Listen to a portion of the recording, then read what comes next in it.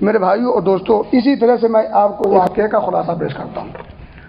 عمر فاروق رضی اللہ تعالی عنہ ملک شام کی طرف نکلے کچھ صحابہ کو لے کر کے۔ جب قریب پہنچے، صحیح مسلم کی روایت ہے، صحیح مسلم پر یہ واقعہ موجود ہے، جب قریب پہنچے تو خبر ملی کہ شام میں وبا پھیلی ہوئی ہے، وہیں رک گئے۔ کہا میرے پاس اولین مہاجرین ہیں، یعنی وہ لوگ، وہ صحابہ جنہوں نے دونوں قبلے کی طرف رخ کر کے نماز پڑھی ہے، ان کو بلا کے لے کے آؤ۔ جب وہ لوگ آئے تو عمر فاروق رضی اللہ تعالیٰ عنہ نے باقاعدہ ان سے مشورہ کیا کہ ہمیں اب کیا کرنا چاہیے، پیچھے مڑنا چاہیے یا آگے جانا چاہیے؟ تو اس میں دو گروہ ہو گیا۔ کچھ لوگوں نے کہا کہ اب آ ہی چکے ہیں اور ایک خاص اور اہم کام کے لیے نکلے ہیں تو آگے بڑھنا چاہیے، اور کچھ لوگوں نے کہا کہ نہیں، حالات سنگین ہیں، اس لیے آگے بڑھ کر کے اپنے آپ کو ہلاکت میں ڈالنا نہیں چاہیے۔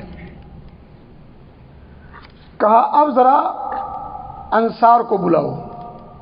انصار آئے، ان سے بھی سوال و جواب ہوئے، مشورہ ہوا، ان میں بھی دو گروہ ہو گئے، کچھ اس طرف کچھ اس طرف۔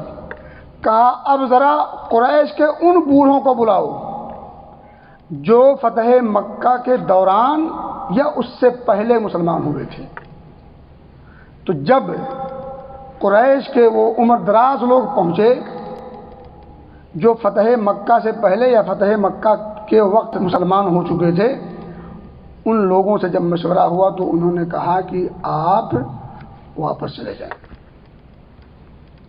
اعلان کیا کہ کل صبح ہم واپسی کے لیے کوچ کریں گے۔ ایک صحابی جو اس وقت موجود وہاں نہیں تھے، بعد میں آتے ہیں تو کہتے ہیں کہ میں نے اس سلسلے میں نبی پاک صلی اللہ علیہ وسلم کی ایک حدیث بھی سنی ہے، اور وہ حدیث پاک کا خلاصہ یہ ہے کہ اس طرح کے جب وبا پھیلیں تو جہاں ہو وہاں سے نکلو نا، اور جہاں وبا پھوٹی ہو پھیلی ہو وہاں جاؤ نا۔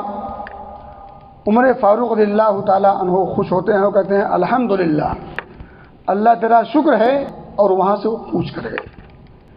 یہیں پر بیچ میں ایک بات تھی وہ یہ کہ کیا تقدیر کو چھوڑ کر آپ واپس جائیں گے؟ تو انہوں نے کہا کہ نہیں، اسباب کو اختیار کر رہا ہوں، تقدیر سے نہیں بھاگ رہا ہوں، ایک تقدیر سے دوسرے تقدیر کی طرف جا رہا ہوں،